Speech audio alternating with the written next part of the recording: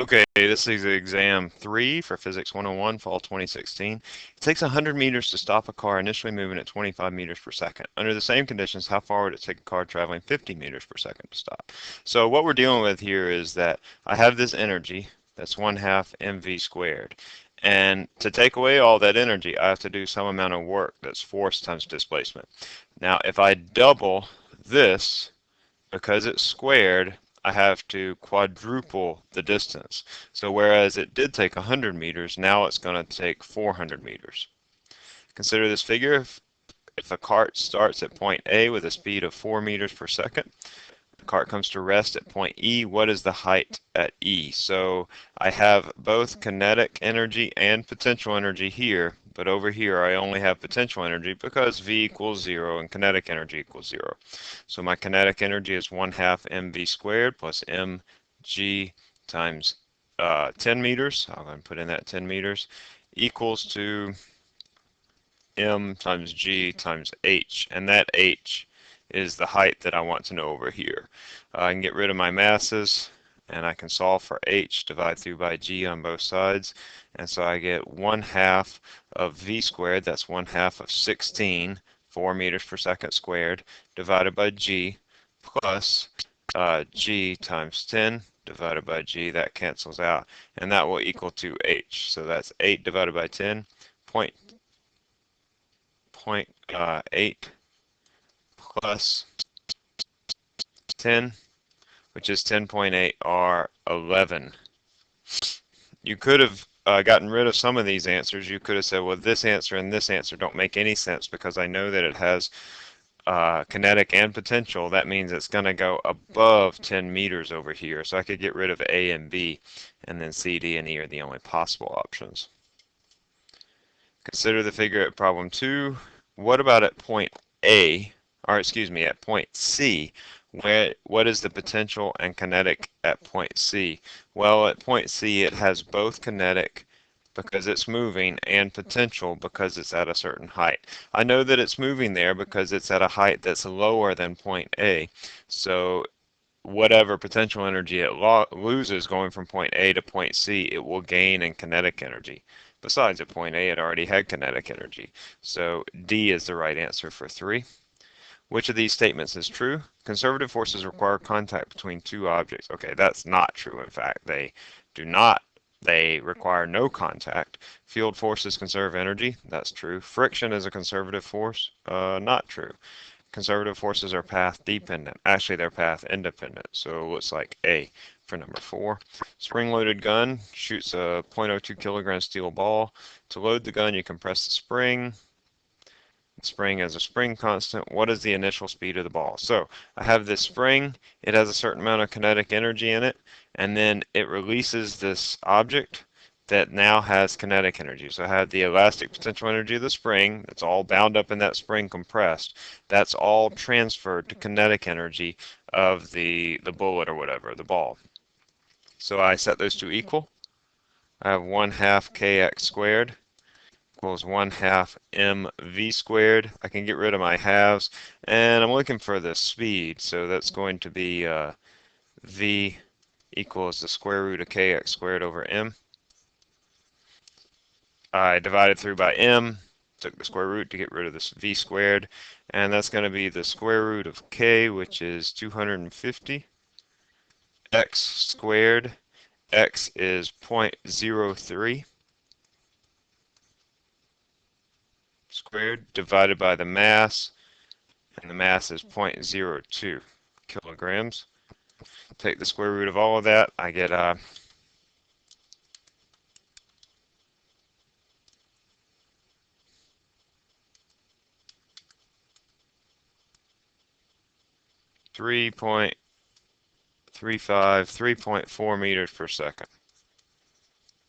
So E for number 5. 2 kilogram ball falls onto an initially uncompressed spring with that spring constant. It compresses the spring by 1.1 meter. From what height was the ball dropped? So I have this ball at a certain height. It falls onto a spring and compresses that spring. whatever gravitational potential energy it has up here will all be transferred into the spring. So I can say PEG equals PES. The gravitational potential energy is equal to the elastic potential energy. That is mgh equals 1/2 kx squared, and I am looking for h. So h equals 1/2 kx squared divided by mg. K is 250. X is 1.1 meters squared divided by the mass, which is 2 times 10.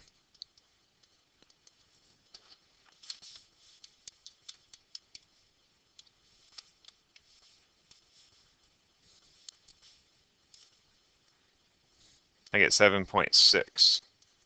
So A is right, 7.6. Father pushes his child on a swing. He pushes with a force of 30 newtons over a distance of 2 meters. What work does he do? Work equals force times displacement. 30 times 2 is 60 joules. That was from the OpenStax quiz. 10-kilogram kid comes down a slide. The slide is 3 meters high and 5 meters long. So this slide looks like this. 3 meters, 5 meters. The frictional force of 10 newtons acts along the entire length. How fast is the kid when he reaches the bottom? So kid's up here. Kid comes down here. Without any friction, I would say that the potential energy is equal to the kinetic energy at the bottom. Potential energy at the top, kinetic energy at the bottom. However, that frictional force takes away some energy, so I have to subtract that from the total amount of energy, and it acts over this distance d. So I have mgh minus the frictional force times the distance equals 1/2 mv squared. And so I'm looking now for v. So mgh, that's 10 kilograms times 10 meters per second squared times 3 minus the force, the frictional force, which is 10 newtons, times the distance, which is 5 meters. So this is the mass right here. This is the acceleration due to gravity. This is the height of the slide. This is the frictional force, and then this is the distance over which the frictional force acts. It's 1/2 of 10 kilograms. It's the mass of the kid times v squared. So I have 300 minus 50, that's 250, times 2 divided by 10, square root of that. So that's the square root of 50, which is approximately 7. So B is the right answer for number 8. All right, rank these works least to greatest, and it's moving to the right. This does 0 work. This one does the next amount of work, and then this one does the most work. This one does less work than this one because only a small component of this force actually does work, whereas with this one the entire force does work. So that's going to be 3, 2, 1, A. Which of these is the basic SI unit for work? Well, I remember work is force times displacement. That's going to be mass times acceleration times displacement. Kilogram, meter per second squared, meters. So looks like D is right for number 10. These 4 blocks are all moving to the right. Which of the forces is doing negative work? Well, this force is doing negative work, but this force is also doing negative work. At least, a component of that force is doing negative work. So B and D is right for number 11. That's C. All right, consider this inelastic collision, perfectly inelastic collision. What is the initial velocity of the 4-kilogram ball? So I set my momentum here equal to my momentum after. That's going to be 2 kilograms times 4 meters per second.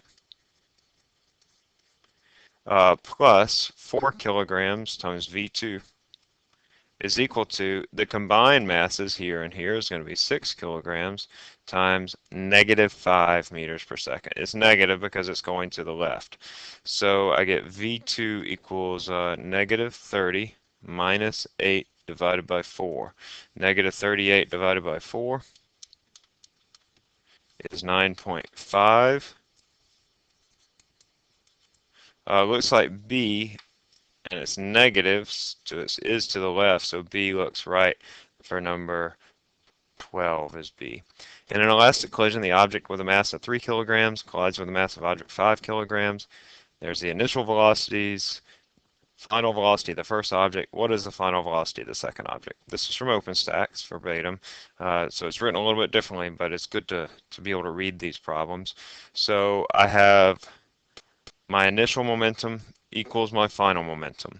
My initial momentum consists of the 3 kilogram object traveling at 12 meters per second plus the 5 kilogram object traveling at 25 meters per second. It says that the velocities, so we assume that the signs are already in there, so that assumption is that both of these are to the right. And the final velocity of the first object, 3 kilograms, is 20 meters per second, plus 5 times VF, V2F. And I get 36 plus 125 minus 60 divided by 5.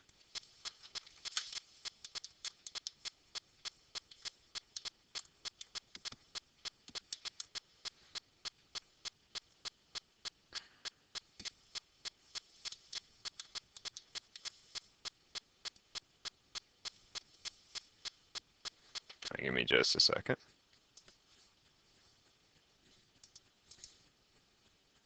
Oh yeah, I see. So 5 times 25 is 125.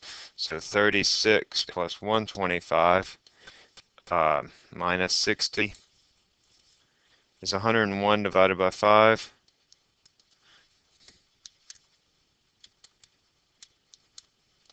I think it's 20.2. So B is the right answer. Number 13 is B. Crane drops a 0.2 kilogram steel ball into a steel plate. There's the speed just before impact, that's initial, there's final. So initially it's going down at negative 3.6, and then in the final state it's going up at 6.4. There's my time, there's my mass. I want to know the average force. F is equal to delta P over delta T, which is the mass, 0.2 kilograms, times the change in velocity, 6.4 minus negative 3.6, that's VF minus VI, divided by T, which is 0.03 seconds. So that's 0.2 times 10, that's 2 divided by 0.03, which is 67 newtons. So D. Uranium nucleus is at rest and undergoes fission and splits into 2 fragments, one heavy and one light. Which of these statements is true?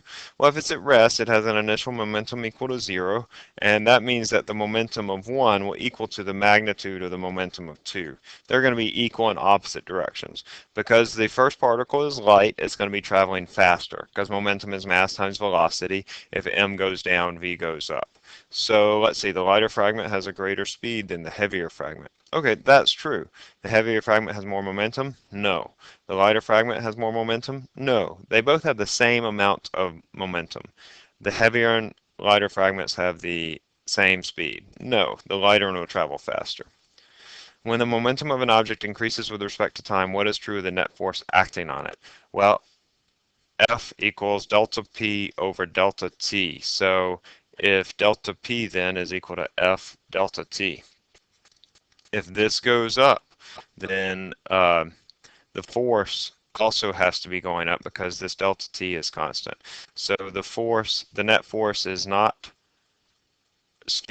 if delta P is non-zero, that means it increased over time, then that means I have to have a non-zero force. So it is non-zero because the net force is equal to the rate of change of momentum. All right, that looks right. Let's go on. It is 0. Okay, the net force can't be 0.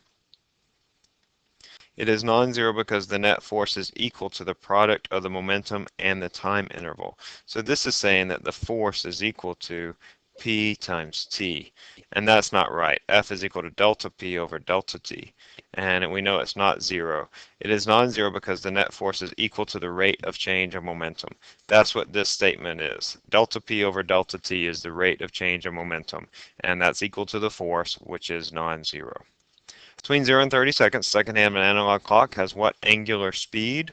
Well, between 0 and 30 seconds, the clock goes from here to here. So it goes through a theta equal to pi. And it does that in 30 seconds. So my angular speed is pi radians over 30 seconds, which is 3.14 divided by 30, which is about zero point 0.1. So A is right for 17. You spin through an angle of pi radians, how many revolutions? So pi radians, 1 revolution, 2 pi radians. The pi's cancel, and I get a half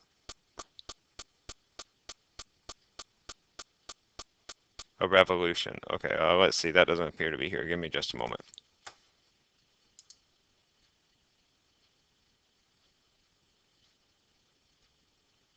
Okay, yeah, I'll have to change this. The answer should be 1/2. So number 18 should be 1/2.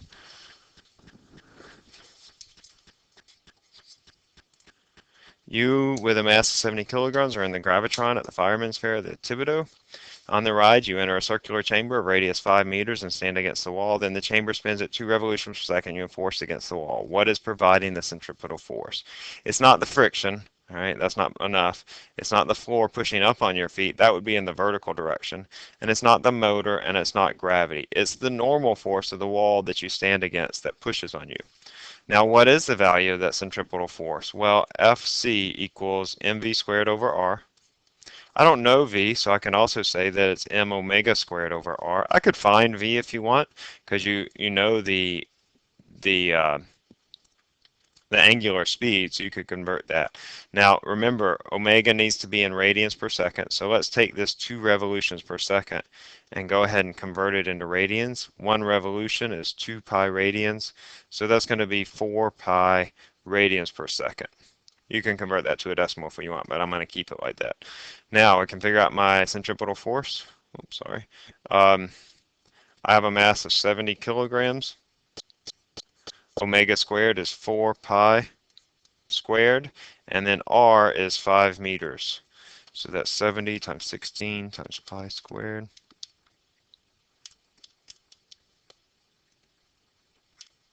times 5.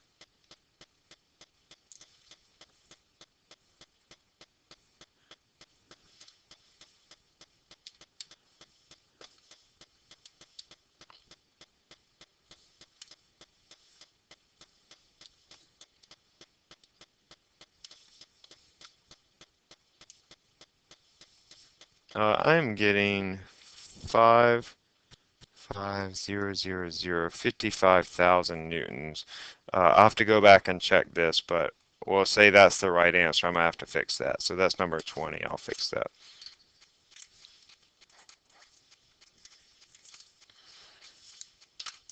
Give me just a moment. I'm gonna double check that answer.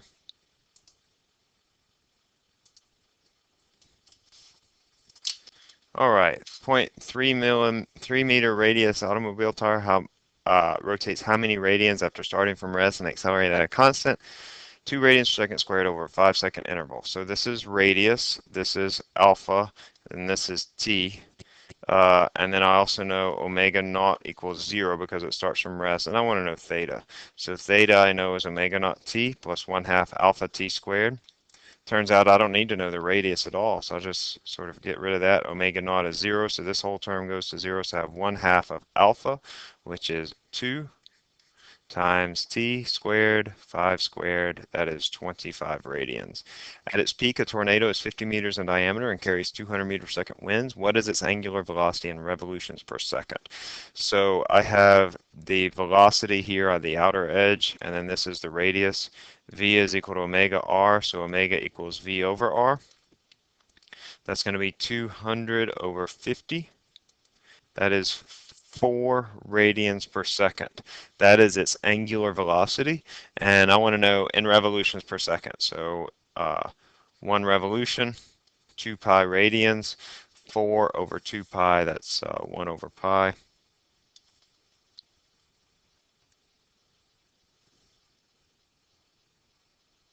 Or excuse me, 2 over pi. I get 0.64 revolutions per second. So that tornado makes about a half a revolution per second. Object at rest begins to rotate with constant angular acceleration. It goes through angle theta in time t. How much in time 2t? Well, I know that theta is 1/2 alpha t squared. If I double t, I quadruple theta. So B for 23. This fan is spinning as shown and is slowing down. Which of these statements is correct? Well, this is in the clockwise direction, so it is a negative omega. And since it's slowing down, alpha must be positive. So negative omega, positive alpha, 24C. What is the net torque? It rotates about the point C.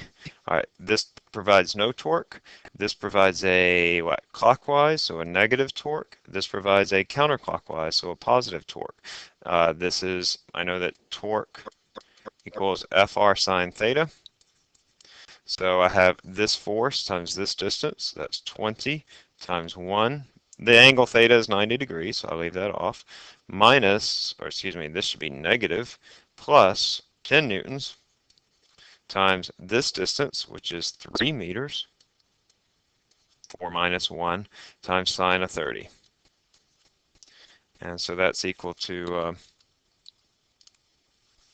negative 20 plus 15, negative 5. It comes out negative, so it's clockwise. So A for 25. Consider this seesaw, 1 kilogram mass sits here. Where do I have to put this 2 kilogram mass? So I know the torques have to be balanced on both sides. Torque on the left equals torque on the right. 2 kilograms times G times R equals 1 kilogram times G times 2 meters. So the G's cancel. I get 2R equals 2. So R equals 1. C. And rank these, or which has the greatest torque, which has the least torque. Well, the one that has the greatest torque is 3 because it has the most perpendicular angle. Notice this one is off to the side, and it's at the biggest moment arm, and this one too. So 3 has the biggest torque, and 4 has the smallest torque. So A for 27.